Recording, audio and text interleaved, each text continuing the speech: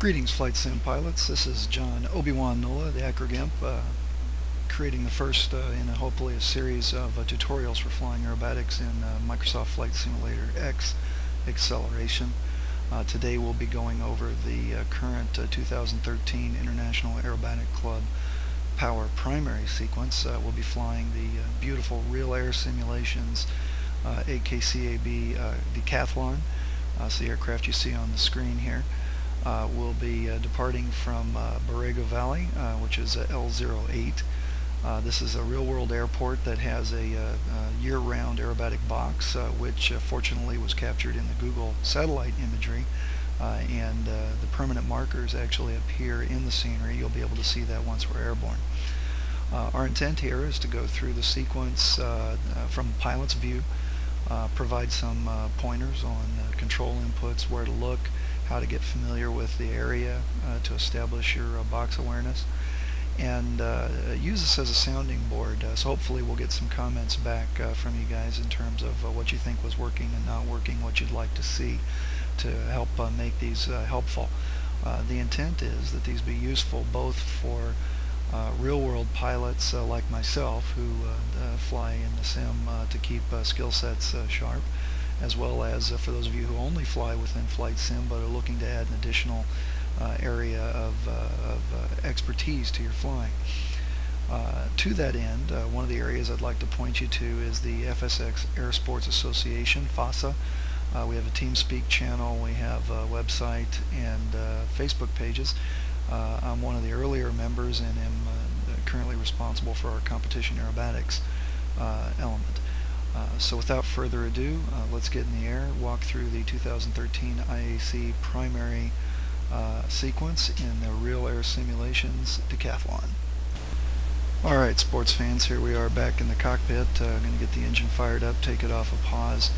You'll see we have the zoom set at about 0.9. The closer to 1 that you are, the less forced perspective you'll see in the zoom. So this is actually a fairly lifelike picture when you're flying in and out of Borrego Valley.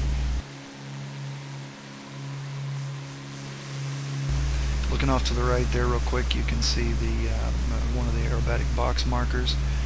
Borrego Valley has a year-round box that's maintained by IAC Chapter 36, the San Diego Hammerheads. It is an area that it's about 40 miles east-northeast of San Diego. It takes about 2 hours by car to get there because twisty mountain roads off over this direction. We'll climb on up to altitude and see what we can play with there.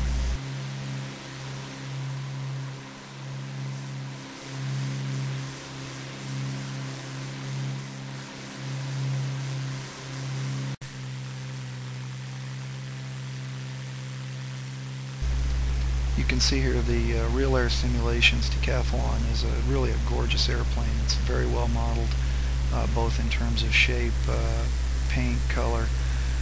This one has obviously been flown quite a bit. It shows a little bit of wear and tear, which is actually what you'd like to see on these airplanes. Looking over just above the wing here, you can start to see some of the box markers on the ground. We'll get those again when we're a little closer. The image quality that we get in Flight Sim now is, as you can see, has really improved. This is basically a 1 meter resolution satellite photo that has been mapped to 1 meter terrain by a freeware company called Blue Sky Scenery. I highly recommend their product. If you can donate to them, it's also very good. But as you can see, the quality of the graphics has come to a point that it really is as immersive as simulator training should be. That's why, for example, in the commercial aviation and the military aviation world, we use simulators so much. This is a case where while you lose the physical impact from flying aerobatics, you can actually work on timing, sequence, staying in the box, box awareness, clearly setting up visual references as you're looking around the area here. These are all good things. So I'm going to zoom in here real quick and I'll show you where some of the box markers are. They'll be more obvious once we're flying the sequence.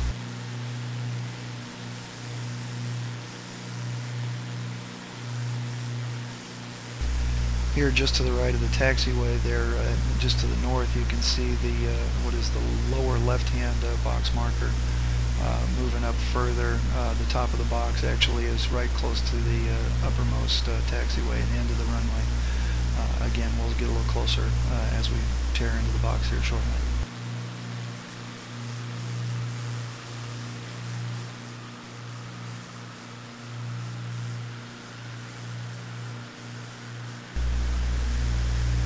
Now we're checking the position here. We're going to roll into the box trying to get wrong roughly the middle of the box. You can see the middle of the box between the struts right now. The end markers are pretty clear, and it'll be a little more obvious once we get in a little closer. Once we get straightened out, we'll dive into the box, conduct our wing wag, and begin the sequence.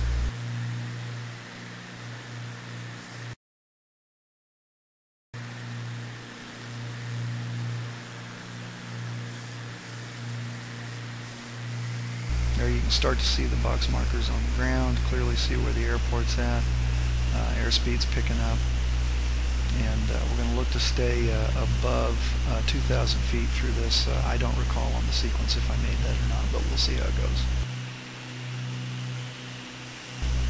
First portion of the sequence coming up here. It's a 45-degree upline. You look off the side of the wing to see how you're doing. Pull the power back. We're going to go into a one-turn stall.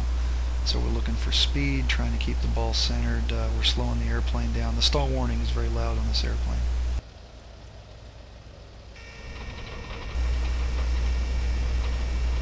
And here we go. We're going to look off, going to pin our heading. There's straight down. You can see the box come out roughly on heading, which is our mountain right in front of us. Now we're going to go into a half Cuban 8, and we start looking for our vertical reference. Start to see again, there's the box marker. We're going to turn right around it. That's the center of the box right there. And we're pulling up to level flight. We go into a nice vanilla loop. Right about this point, we're kind of floating over the top real light. We look forward again. There's our box marker, center of the box. That's the far edge. Check where we're at. Next maneuver here is a competition turn. You roll up to at least 60 degrees of bank. You cannot start the roll and the turn at the same time. You need to be a little bit separated. There we go.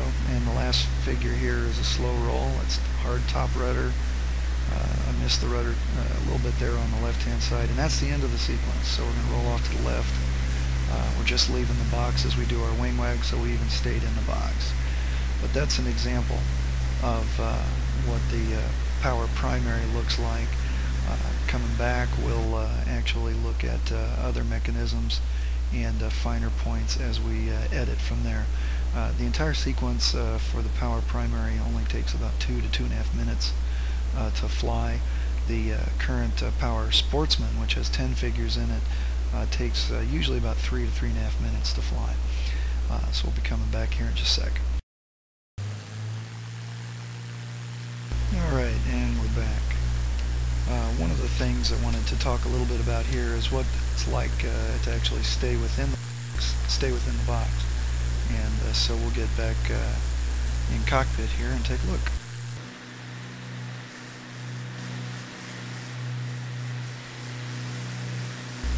Alright, looking off the left wing here, you can see that the box markers themselves actually have a tendency to kind of blend in until you're fairly close to them and know where to look.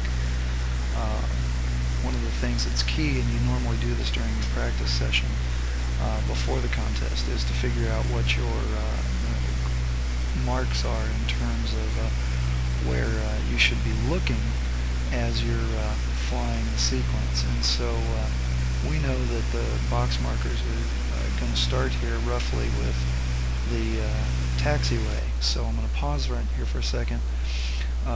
Looking kind of center screen right now, that is the north east corner of the box.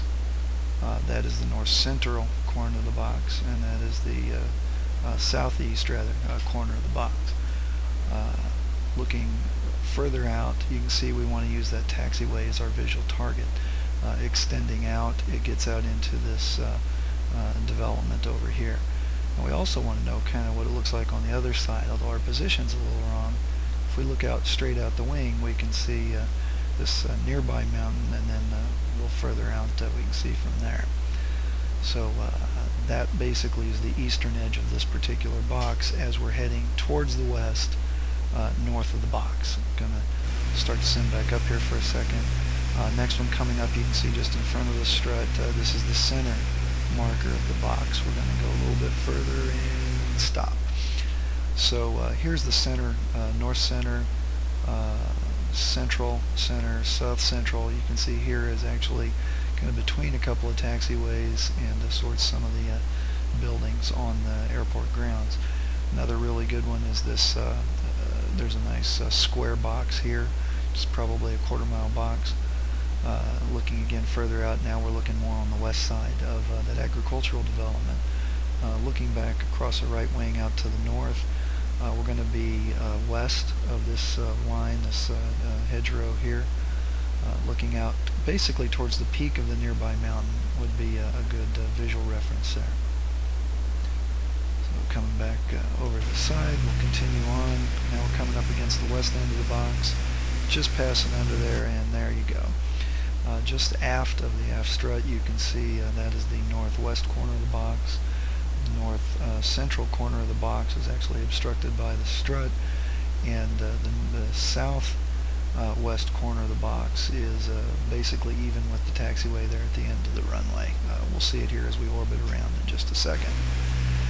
The key is to take advantage of these practice sessions and to evaluate what your visual references are going to be both on the ground near the box as well as further out the window for major landmarks. In a case like this where you've got a good high quality photo image to as a starting point, this kind of work is actually a little bit easier than it would be in the older versions of the sim where you really couldn't see. So here you get a good sense of the total size of the box. 3,300 feet long, 3,300 feet wide sounds big until you're going anywhere from 100 to 200 miles an hour depending on what airplane you're flying. And pulling G's and trying to correct for the wind and all the other activities that go into it.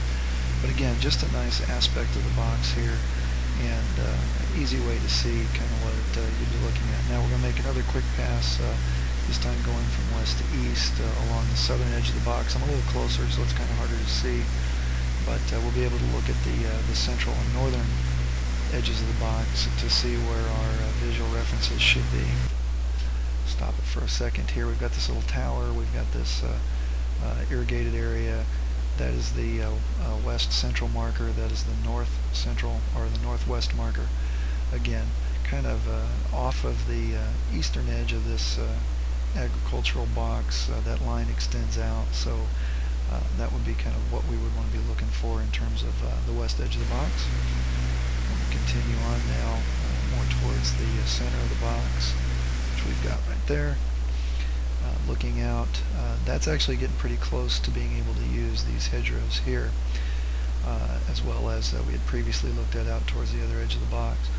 Looking back out across the right wing, we've actually got another path here that you can see that's fairly straight leading out to that agricultural development we looked at before. Coming back over, and then here's the east end of the box. I'm not going to expound on that, but you can see that's the east central marker, there's the north central marker. Again, there's a hedgerow, light hedgerow we can use there as an example. Off to the east here we can see the Salton Sea. This is a large lake east of the San Diego area. Kind of makes it a little bit difficult for picking out a good visual reference to the west.